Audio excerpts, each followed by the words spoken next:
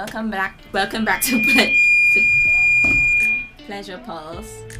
I'm going to let Mr. Clark, who's my trusted assistant this evening, work some sound issues out.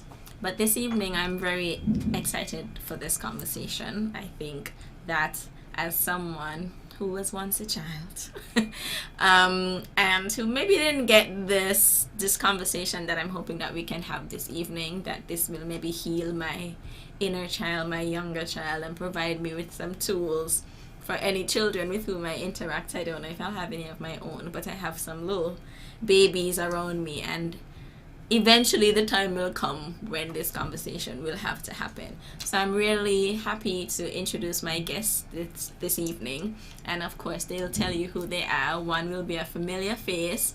As you'll realize, every week if I bring two people, the next week one of them will be back here with someone else or by themselves, and that's how you build community, that's how you build your database of guests. And so I'm really happy for one person putting me onto somebody else. So I'll let my guests introduce themselves. Who wants to go first? Whoever. I'll go first. Good night, everyone. I'm here again. My name is Mary Keynes. I'm a nurse by profession and also a parent. With me tonight, I have Alicia Collins. I'm a family counselor in the National Counseling Center. Okay, thank you. Thank you so much for agreeing to be here with me this evening. You're welcome. Last week we talked about sex toys. So it was a slightly different topic, and Nurse Keynes was here with Kamisha, who owns a store where she sells sex toys. And so we had a really, I think, enlightening conversation about lots of sex toys that exist, and we discussed that there are so many more beyond what was shown here. And of course we encouraged you to do your own research and do your own trying out and do your own exploration. Today we're going to talk about talking to children about sex. So that is, I think, one of the most fundamental topics, because it sets the tone for the sex that people will have or not have later on in life, or then at their life. I mean, it depends on when it is we're talking about and what age children we're talking about.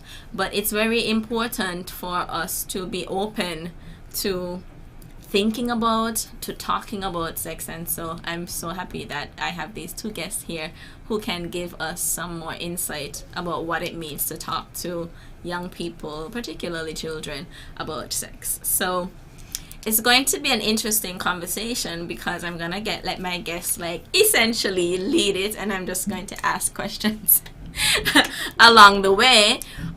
So we can start. Where do you all want to start? Anywhere?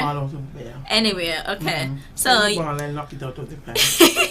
Nurse, you have children, or a child. How many children? I have two adults. Two adult children. Okay, did you talk to your children about sex? Not in so much as to sit down and have that, but it's conversation that came up along the way, Mm-hmm. and it just impromptu conversation. Wasn't nothing set in stone to say, well, okay, this is time we have this conversation. Yeah. It just happened. My daughter is the one who prompts the conversations, so she was the lead-in, and we just sat and we just talked. My son, yeah. quiet, so he wasn't part of the conversation, but he listened. That's interesting. Do you think that was the better approach? Do you think that is the better approach, to let the conversations come up naturally? Or do you think folks should schedule a time Saturday evening at 6 this week when the child turns whatever age to talk about it? It can go either way. Mm-hmm. And it's based on the family setting, what you have, the way you communicate with your children. For some, it might be where one of the children might ask the question, they might approach the parent, or the parent might know, well, okay, at this grade 6, grade 5, the sex education part is going to come in. Mm-hmm. So let me prepare you, right? Or it could be where you might have overheard a conversation with your child, and well, okay, this is the time that we start. But for me, I always believe it starts from when children are toddlers, babies. You start educating them about their sexual parts. You don't give them the funny names, the colloquial and tell them names. straight up. Mm-hmm. This is a vagina, this is a penis. Mm-hmm. You have a vagina, you have a penis. And let them culture themselves calling those words versus the other names that we have for it. Mm-hmm. And that's where for me, that's where it starts. Yeah. It might seem a bit early, but once you let them know these are what these body parts name, it grows with them. And the conversation gets interesting as they grow along. Mm-hmm. Okay. Did you want to add something? No, Miss- I'm agreeing Okay. with maybe you asked about how, if you schedule it or if it just happens, and she would have so rightfully said it depends on the family dynamics. But what I find working with children and the teens is that they just like it to flow, because when you schedule it, it feels policed Mm-hmm. and it feels forced. Mhm. It's not natural. So what my recommendation usually is, you have to start building a foundation with the children, because then imagine you're going through no conversation, everybody just caught up with social media, their work, their social lives, no conversation. Child hits 13 and it's like, oh my gosh, they're starting to talk about boyfriend, girlfriend, dating, Mm-hmm. and then we want to have this conversation. It's not going to go quite well, Mm-hmm. because then, so you have to start creating that bond Mm-hmm. and setting that tone, open communication in your household. So just start. You're looking at a movie, you're looking at a show, you ask open-ended questions. What are your thoughts on this couple? As you could see in this ad, this woman or this man looks like this, but in reality, you're seeing something different. What are your thoughts? Mm-hmm. Are you comfortable with that? Would you want to be portrayed like that? And so you get them thinking and being open with you and feel comfortable with talking about basically anything. And then from there, you're able to talk about sex, the more tough Yeah. conversations, Mhm. and it would just flow easily, naturally. Okay. Mhm. So, nurse, you said that it starts from very young. And I think sometimes we think that conversations with children about sex should start when they are about to have sex or thinking about having sex. And you pointed out that, you were talking about toddlers with children who can, once they can speak, and say their first words and identify their body parts, that you encourage them to call them by their right name. Can you talk more about what age appropriate, the two of you of course, what age appropriate sex education looks like?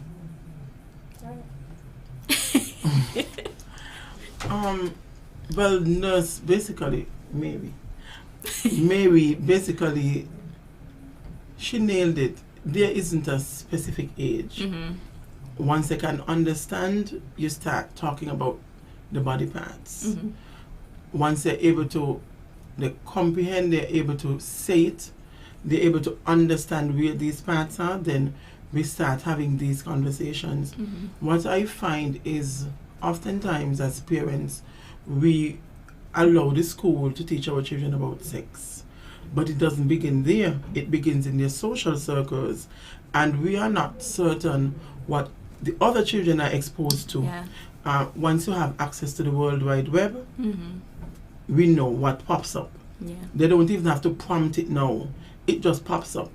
And so before you allow the social circle, the social network to educate the children about sex, it is better that we start having these conversations at home, because then if this should come up in the social setting, they would come home, mommy, daddy, uncle, you know what this person said about, because I've had experiences with that with my children. You remember we were talking about this, but my friend says not so, and they say that you can't get pregnant by doing this, and you can't get HIV and AIDS by doing that. And so once you set that tone at home, because you may as well educate them or somebody else will, and you're not certain what the information they'll be passing on to, how factual it is, and what their intentions are. Mm-hmm. So the earlier the better. and just continue to build. You talk about body parts, as I say, a powerful tool wherever they are. Even the cartoons, you can talk about sex. Looking at cartoons, I mean, some of the cartoons are always so sexualized. Some anyway. of them have very adult jokes and very adult references. Yeah. So even that, because you meet the children where they are. That's one of the most fundamental aspects. Meet them where they are. You don't need to dress them up and put them in a room to sit down to talk about. Let's talk about sex. Who's going to answer? Yeah, and you mentioned, Roma, at the beginning. You mentioned not having these conversations when you were a child, and that is how I live my life. I strive to be to children and young people who I never had when I was growing up. What I needed to hear, what I needed to feel, what I needed to connect with. So, I mean, some people may not like my approach because we are still in the box in terms of, this has always been it, and nobody wants to talk about change. But I'm that person who is willing to talk about change, whether it's acceptable or not. Because at the end of the day, as I said to you at the beginning, before we entered here, there's some conversations people just have to hear. They may not agree now, but I can guarantee you there will be children and teens who would say, yes, somehow, I appreciated this conversation. Yeah. I mean, I have a therapist already, but listening to you, I'm like, oh, I wish I was in. So that you could come help me get through life. Because it's a struggle, right? It's a struggle for adults, and it's a struggle, you must imagine, a bigger struggle for children. And navigating sex and relationships, especially when you start to have sexual feelings, can be so tricky. And while you were both speaking, I was thinking about first how we get information in the first place. So you were talking about getting information through your peers and so on. But sometimes children happen to be watching like more adult shows, like their parents, people in their family watching it, and you're just like peeping, or you're just like quietly absorbing things that you then go and act out in school or with your dolls. Like there's so much that shows like how children and where children are getting information from. So you really have to, continue to pay attention to those things as parents so that you can be like, okay, I see this thing happening. Where you get that? I mean, Fine and Grind was a popular game and probably still is for children, right? Maybe it's not called that, but in like grade 5, grade 4, grade 6, like people were actively playing Fine and Grind, and Fine and Grind is mimicking the act of sex. So where are children getting that from, and how are we correcting them? How are we, redirecting that energy into safer options and so on? And I was also thinking about how, one of the things that is really, and why, talking to children is also important, is in order to protect them. So when you name the body parts, the correct names, it helps them to be able to identify if someone has touched them inappropriately. You also can talk to them about who should touch them, where, and in what context, like which adults are safe to see them naked, to bathe them, so it's not even necessarily and I don't want parents to think that we are encouraging having this conversation because we want people to have sex early, but there's also that side of safety and protection. So the conversation is just getting started. I'm going to take another short break because you've heard now what we're talking about. I want you to reach out to all of the parents that you are in contact with and tell them, listen to Pleasure Pulse, because we're having a conversation that's just for them this evening. So we'll take a short break and then we'll come right back.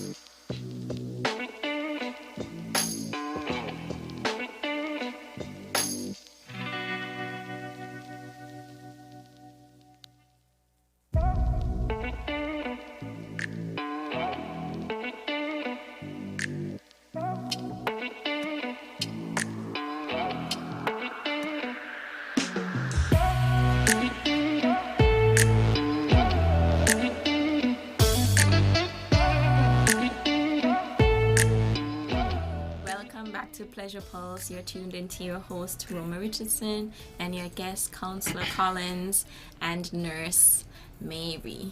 I'm calling first names and last names here. And we've been talking to children about sex, and so far we've discussed that talking to children about sex starts small, as soon as they're able to say their first words, or earlier, because you obviously are talking to your children from the moment that they're born.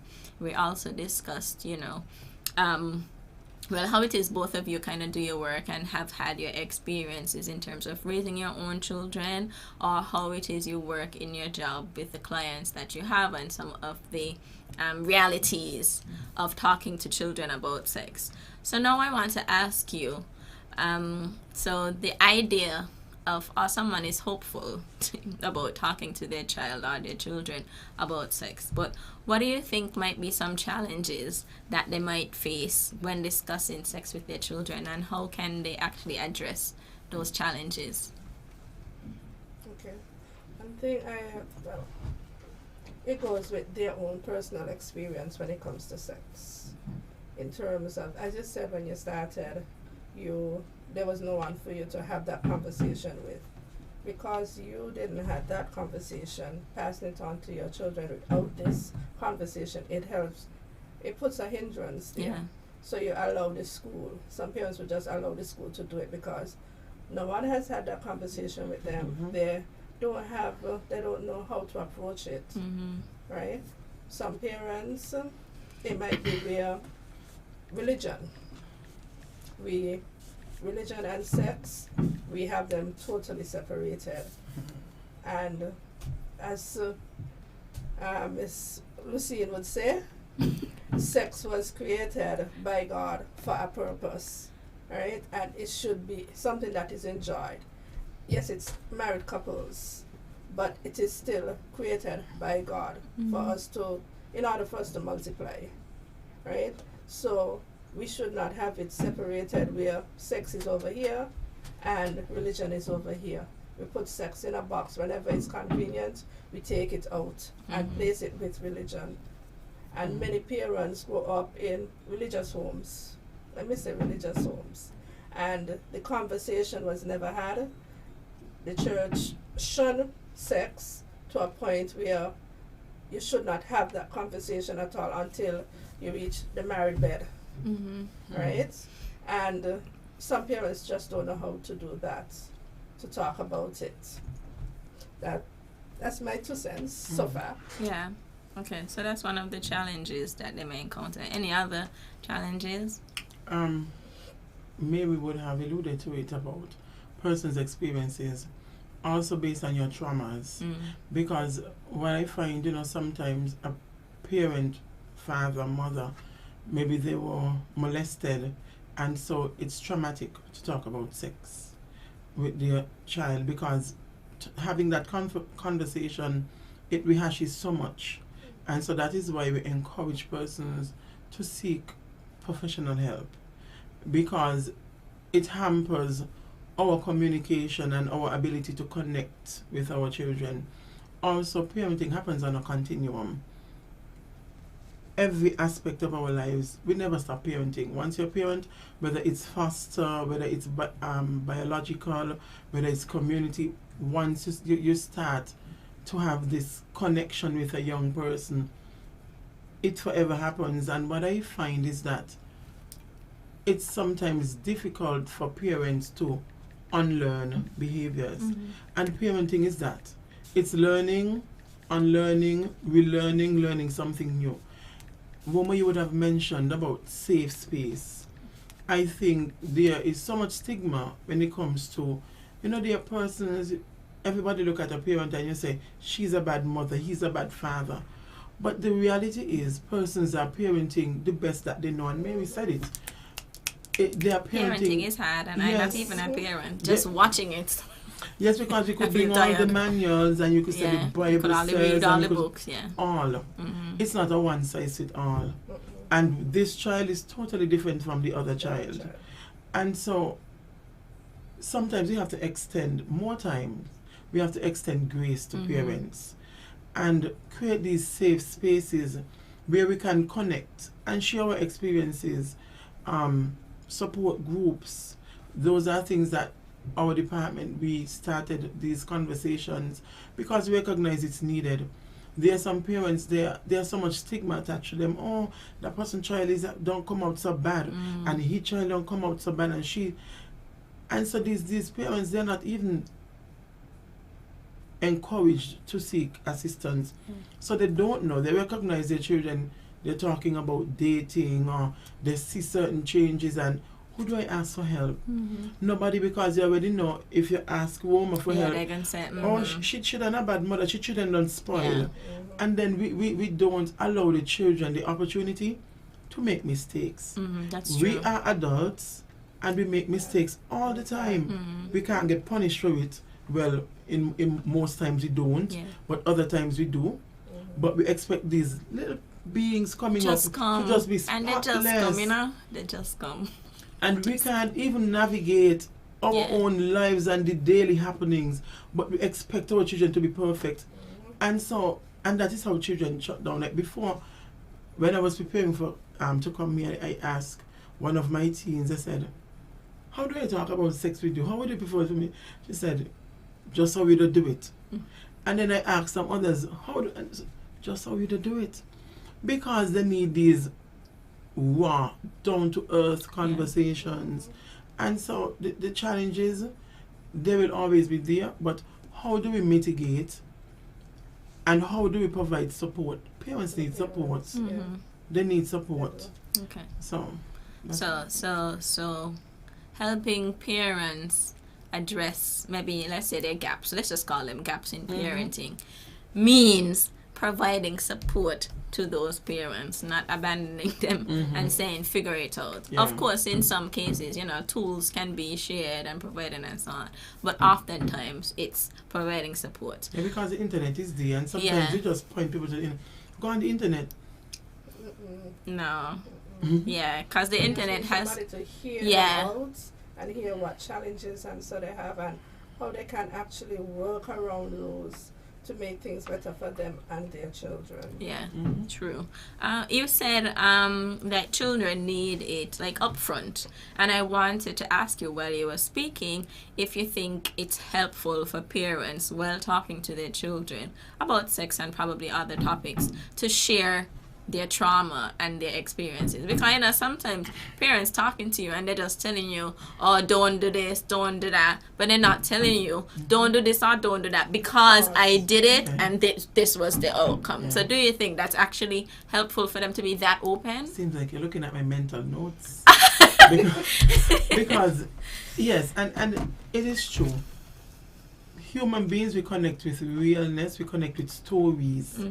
That is how we really recognize and we learn and we accept and we are willing to listen. Because if you're just up there with these make-believes, oh, she ain't talking. She never lived my life. But, and that is something that comes up when I have a lot of communication with children and teens especially.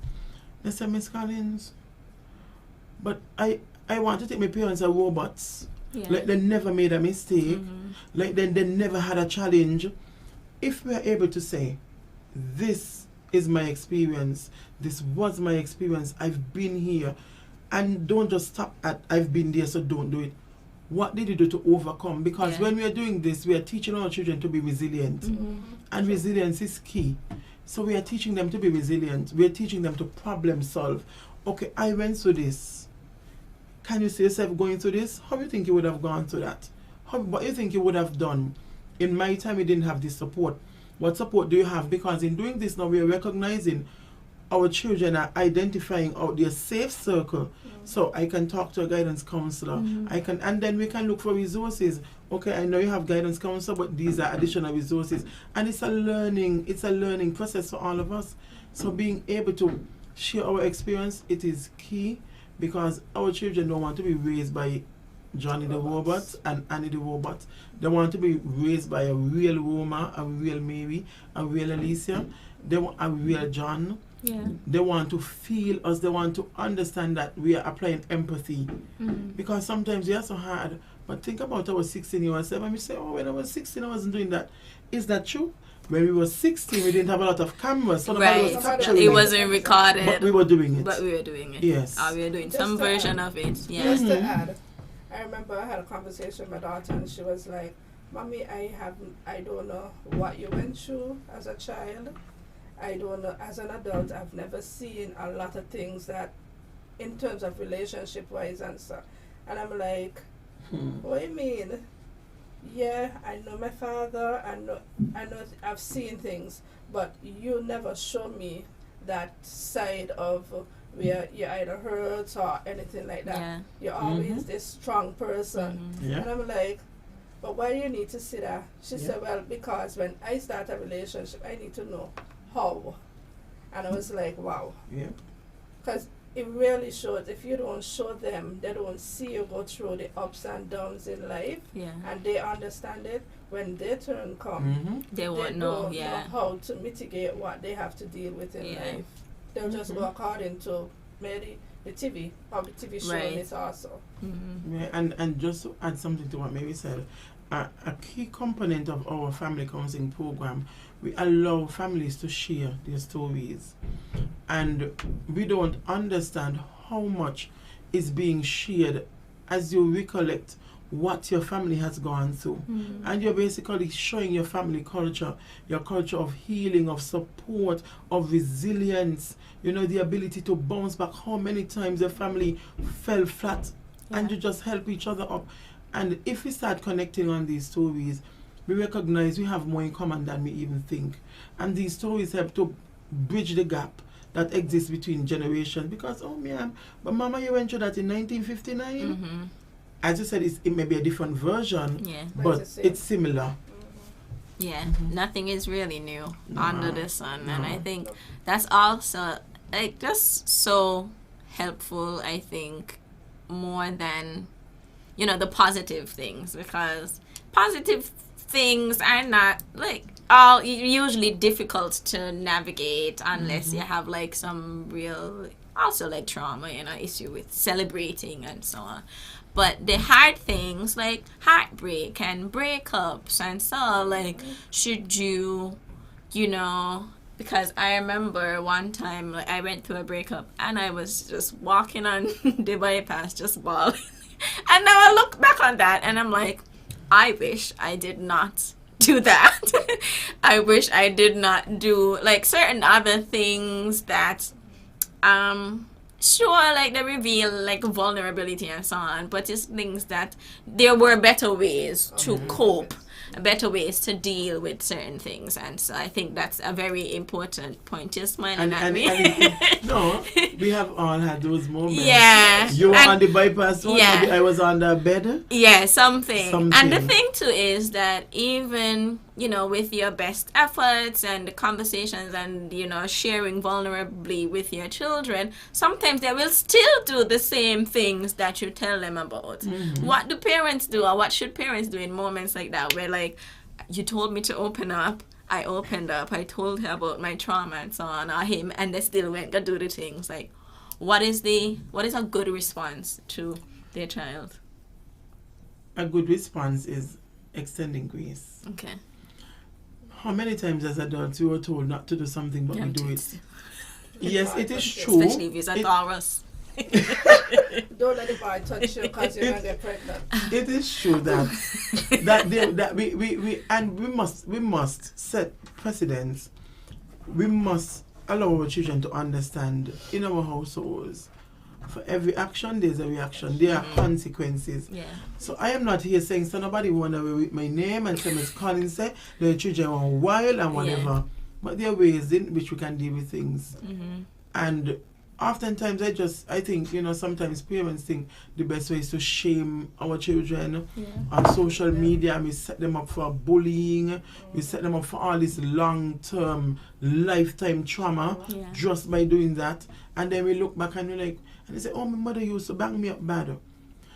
I think being able to let them understand, as humans, we will err every time. I understand yes, I am mad at you, and try your best not to have this conversation when you're angry. Yeah. It doesn't solve anything, because they already know I failed mommy, I failed daddy. They know. Mm-hmm. They feel bad about it, even though they may not communicate it verbally. They feel, because that's what they say. Miss Collins, I know I fail her. I know I fail him.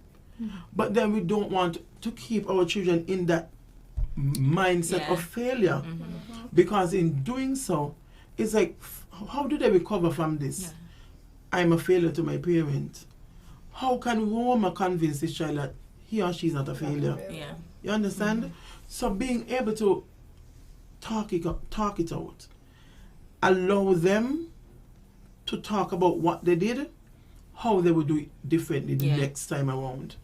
That's building their problem-solving skills, their ability to think, the ability to extend grace to themselves, and tell them, don't be too hard on yourself. Yeah. It happens. They need to hear it. They need to hear it. Because sometimes we don't, sometimes we say a child only needs to go to school, get good grades. Nonsense. That's it? Yeah, that's what I say. Go to That's school, get good grades, Nothing and come out of else? school. Nothing else. Damn. No, we have no expectations, and this is what we throw on the children. So you can't feel, you can't live, you can't make mistakes, you can't bounce back. You can't enjoy life. No, just Seek do what I pleasure. tell Yeah, you. Robert. Yeah. Yeah. Okay. Okay. I think we can also take a short pause here so that my guests have a moment to breathe, and then we'll come back and continue the conversation.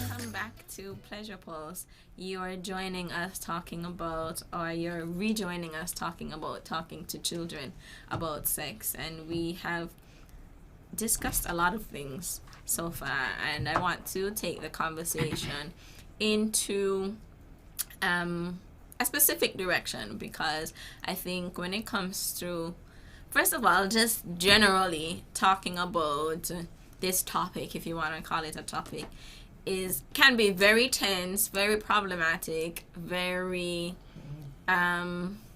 it's just an issue in terms of like where we continue to root and ground conversations about this particular topic. So before we came back on, and before we came on this show this evening, we wanted to talk about talking to children who are LGBTQIA plus, or who think that they might be, and including that in a conversation about sex and sexuality, identity, more broadly. So how do you deal with that in your work? Because I imagine parents come and maybe they come frantically and say, my child is whatever, or I see my little boy doing this, and I'm like, you tell me, like, what happens in your work and how do you deal with it? Well, oftentimes, more so it's not in my work, it's more in my personal life. So people will reach out to me personally as opposed to going through our service for this, and most of the times the parents thing is throwing holy water on them, and like the whole religious thing and all of that. But what I encourage parents to do is remember, you are a human being before you're anything else. You're a human being before you're labeled as anything else. And same grace. Being able to understand, because the thing is we don't understand, and we don't seek to understand. So educating ourselves, it's important.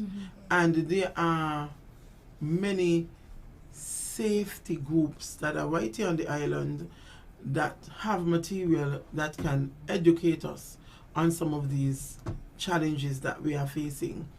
and not just writing off our children, oh, you this and you that, and name calling and shaming, because our children are really going through so much. Yeah. Just knowing that I am different. Yeah. They know I am different. They feel unwanted in school. They feel unwanted in the family. So, who is protecting them? And so, we leave our children exposed to predators. And we put our children out there as praise. We first have to have the conversation about understanding who they are. And if you don't understand who they are, as I said, research. Yeah.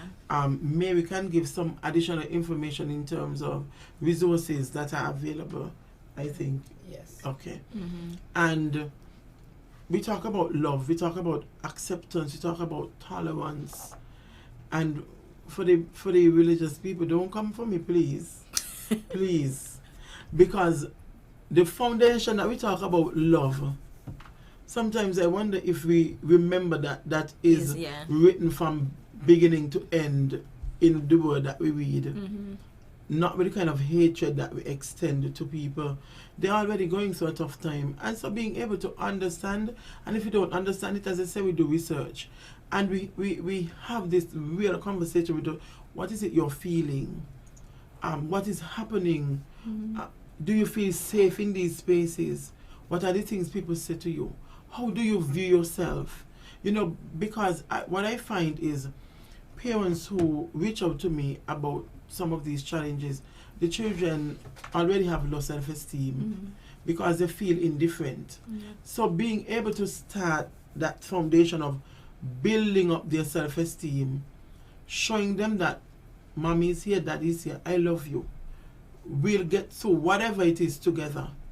And even if it is that both of you have to research together, but we have to reach to the point where as parents we stop adding trauma and pressure on our children for being. For just being. And not even adding the different. Yeah, for just being. Yeah. Yeah, so yeah. That's where I start. Okay. Mary, you chime in, add support, resources. Right. In terms of for parents, you, as Alicia said, do your research. There are organizations available. We have a local one, Esken Alliance, and their focus is for LGBT community. And they can provide you with any question, they can answer your questions in terms of how your child, in terms of talking to the child, and provide that support that you would need in terms of being a support for your child. Yeah. It's not just, it has branches within the region, and they too provide information. So you have a network that you can actually build on, right, to get information in order to help you to cope and help your child to manage the changes that they are going through at the time, right? Instead of shunning them away and making them feel like totally unacceptable, provide them with support that can help them to actually see where they are going for their own life journey. Because we are all on different journeys. Yeah. My journey will be totally different to Alicia's, and it is totally different. But when we come together, we realize that both of us have a purpose, and purpose in terms of educating others. All right. So, SCAN Alliance is there. It provides information for persons in terms of dealing with their children, talking to children, and even reach out to children in terms of giving that added support that they need. Yeah, I think that makes a lot of sense, and I think it's a very important point that as a parent it's also good to know like your limitations. So if you're not a sex educator, you might not know everything. Right. I mean, no one knows everything there is to know about sex, but you might not have like that kind of in-depth information. So you can educate yourself along the way, but it's also good also to reach out. If you know someone, you have a friend who has talked to hundreds of children about sex and your child feels comfortable with them, you know, you reach out, you ask for support, and maybe you can sit in on some of those, if there are lessons, you know, you can sit in on some of those conversations too. And I think, and there are also other resources for education in the days, the guidance and the counseling departments. They would be able to provide that level of support as well. Our family counseling program, there are organizations, as maybe would have indicated, there's material online. Yeah, there's YouTube. There's so many things, but first we just have to get persons to be comfortable. Yeah. Because, I mean, most parents who reach out to me, they feel so ashamed. Like, Miss Collins, where do I turn? If I reach out to this person, then my child automatically becomes labeled, and people start to put my child in a box. And I remember one parent said to me, I think it was last year, she reached out to me, and you know, I had to have conversations with her, and then conversations with the child, and brought them together. Getting the conversation with the father was challenging. Being able to identify a safe circle for that child was yet another challenge, but we got it done. And I remember she said to me, after she reached out to someone before she got in contact with me, and that person basically went and said something to somebody else about her child, and then the child showed up in the school, and children were basically shunning the child because one parent said, don't play with that child because this, and don't play with that child, and labeling the child. And she said, someone referred me to you. I feel like I'm losing it. And so we had to work on building that child's self-esteem, and you know, being able to provide that even safety net within the schools as well, and educating educators and everyone who has impact on our children's lives. We have to be educated. We have to know how to have these conversations, and language is important. Language is important. Our work revolves around language. Changing the language, once we change a language in any setting, it creates that opportunity of providing a safe space, a safety net. Our language can tear down or lift up. And so we, in our line of work, we are very skilled, experienced, expertly trained to use our language to build up parents, children, and the society on a whole. Because, I mean, some of the things that are said to parents, they don't even feel as if they are parents. So same thing with the children. Some words that are used, so using language is key. Choosing your words correctly. Yes. And as you said that too, like how we talk about sex is also important, whether that is directly to children or around children, because a lot of times we're just talking about sex casually on the street while children passing and so on. It's like those are moments to say helpful things about sex, right? Because like you would be surprised how those ideas get then internalized. And I mean, you're not gonna be y'all not gonna be surprised, but you, the general, would be surprised how those ideas get like really internalized. Because I was watching this live on TikTok. I was watching a TikTok live, and it was this 20-year-old guy, and he was talking about you know, this idea that men having a higher body count means nothing. Body count as in how many people you've had sex with. And women who have a body count, it means like all kind of things, and you know, they have loose vaginas, and this is a 20-year-old.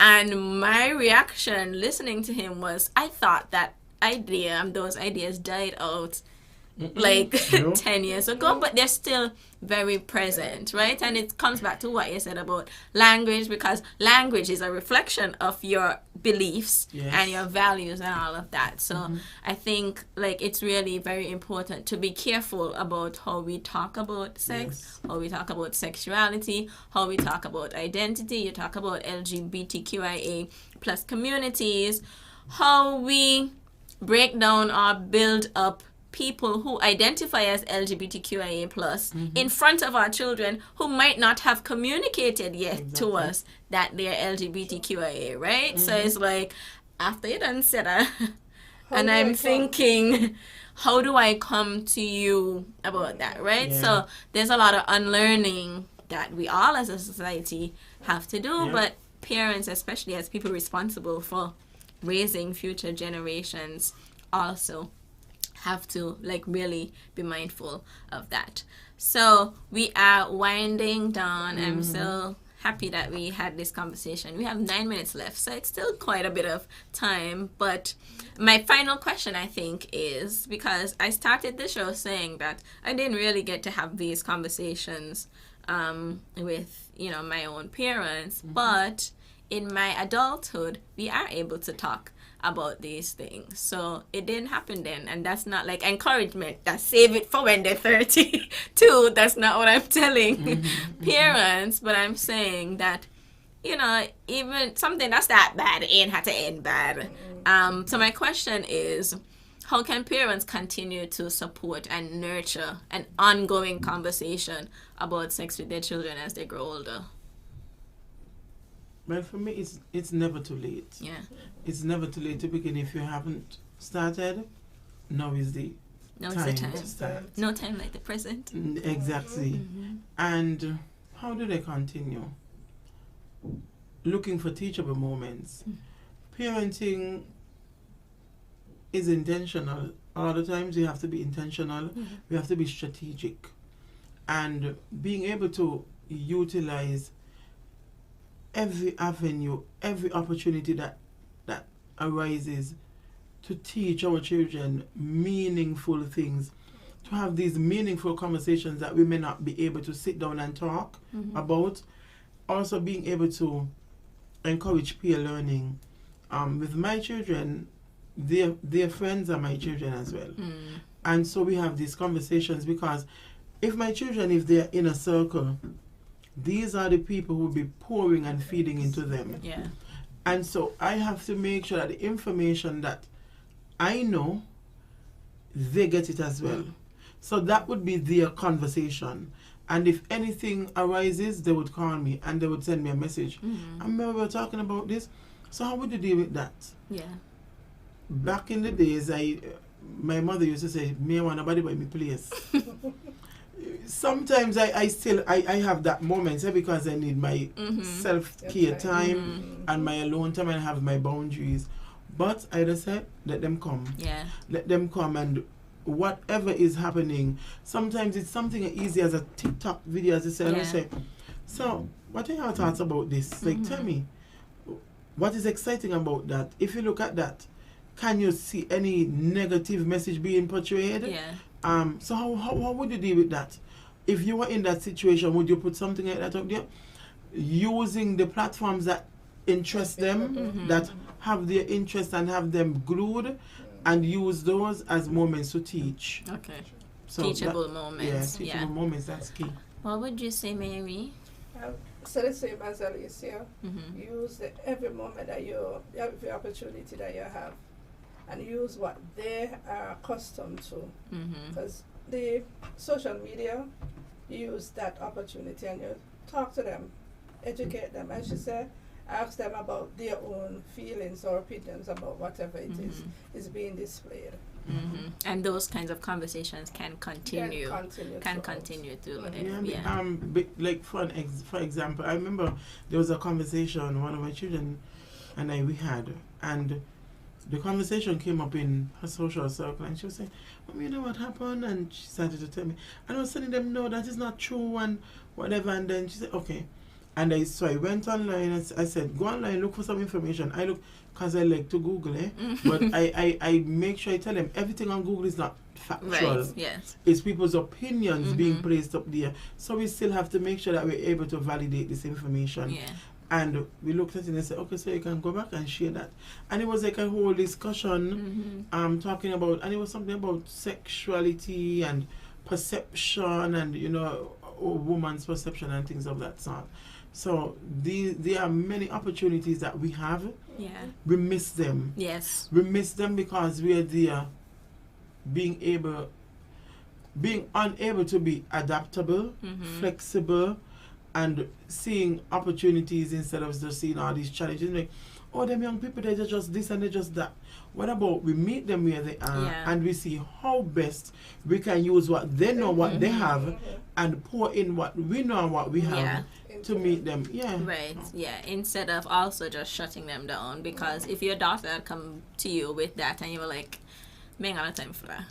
Don't come, oh, you know, because a lot of times, you know, a child asks a question about sex and it's just a question because they saw something, heard something, and we respond like aggressively. Yep. So those are not, like, that's not what we would ever encourage, because that really shuts down and it does not inspire future conversation. So we are wrapping up the show, and I just want to ask you all if you have any final words. You've plugged the counseling center a few times, but you can also plug it again. I'm a huge fan of therapy. I've said that a few times, so you ain't have to convince me. I in the choir. But you can, you know, plug it, share anything else that you want to share as we wrap up. Yeah, my thing is, I would have said parenting does not really come with a handbook. We have many books, and we say, you know, the Bible has it and everything has it. But how do we apply what the information says? And so we must, as I say, continue to learn, unlearn, unlearn old behaviors that are no longer working and applicable to this generation. We learn something that are new, that is new, that we can apply, that they can apply and connect with. Also, I mean, support. The National Counseling Center, we have our family counseling program. We provide that level of support to families, to parents, and I mean, another big thing is we only see biological parents. That's a whole other thing. Yeah. I am not a biological parent. People wouldn't know because my children are my children. You can't tell me anything other than that. You can't tell them anything other than that as well. And so we only see biological. For now. Yeah. There are persons who are slowly understanding and accepting. So it's the same thing. So, you know, even sometimes, as I said in a presentation, persons who, you know, are in the LGBTQ plus family, sometimes I feel like I am in a group as well, because like, oh, she ain't got a child. So, you know, so how dare you come with a child? How dare you talk about parenting? I have my children who I've been raising, and so how dare you tell me I'm not a parent? You understand what I mean? Yeah. So just being able to be aware and self-conscious, conscious of and intentional about what we say, how we relate to each other, the things we say about people and different groups, because then we are sowing seeds of hatred and discord in our children and young people. So that's what I have to say. Okay. Contact information for the center. 465-5000. 465-5000. Dominoes is 466-5000. Don't mix it up. So if you call 466-5000 and hear Dominoes, call 465. That's us. Okay, 465-5000. Okay. What about you, Mary? Any final words? For me, as you started off with, you didn't have that experience in terms of persons talking to you. As parents, as we look back on our childhood days, and a lot of us try not to be our parents. Yeah. We want to do things differently. And in doing things differently, you know the conversation of sex is going to come up. So start preparing yourself for that conversation. It starts from in the bathtub, where you educate them about their body parts. When you're bathing them, you're dressing them, you teach them about their body parts. As you go along, the conversation gets more intense, but they can't, because you already culture them to actually be open with you. Yeah. From having that conversation. The funny voices and those nicknames and so. They have that. They know they can speak openly. So you continue your conversation throughout. You already know in your mind, I'm not going to be my parent. Because my parent told me one thing I can't forget. Don't let it touch you because you could get pregnant. Yeah. You don't have to be your parent. You know differently now because you have experience. So you teach your children the conversation of terms of letting them know about your own experiences. Some might be traumatic. If you know you want to express yourself to your child about the traumas that you've been through, in order to protect them, seek help. The counseling center, they are available in order to help you to have that conversation. Right? It's a lot. Most of it is about conversation. And as your child grows, they'll appreciate you, and you'll appreciate your parenting style much more, and able to share with others who might have concerns about how do I talk to my child about this. I heard my child started. What do I say to my child? And that's something we didn't touch on. Yeah. Where a child has already started, how the parent deal with that. That's part 2. That's part 2, because I was also here saying that we didn't talk about centering pleasure, and when children naturally start exploring their own bodies, and you catch them maybe touching themselves, and how you communicate with them about that, not in a way that shuts. Usually happen blows. Right, not in a way that shuts them down emotionally or physically, but so this sounds like part 2, but were you I didn't want to cut you off, so I want to let you finish. That's okay. But as you say, it's the conversation just keep going. Yeah. Right? And the supports are there. It's just for persons to reach out. Counseling center is there for persons children who they've seen the changes. I know, and parents do know when their child their orientation is going differently. So there are sources out there. The Esken Alliance. Reach out to persons. Reach out to someone that can help you and help your child. It's not a way you put away your child or put away the idea in the back of your head. No mean thinking about that. Think about it. Help your child. Help yourself to move forward. Yeah. Thank you. I want to thank you both for joining me for this conversation this evening, part 1. Thank you for having us. Part 1. So we will continue part 2 at a later date. And what I'm really taking from this conversation is that, there's a lot of focus on, and what we need to continue to do is break generational curses by talking to our children about sex and other difficult topics. Thank you all so much for tuning in to Pleasure Pulse. Remember that it's a safe, inclusive space for everyone, where no question or no topic is too big or too small. I'll see you all next Tuesday. Be safe and have a pleasurable evening. Bye. Bye.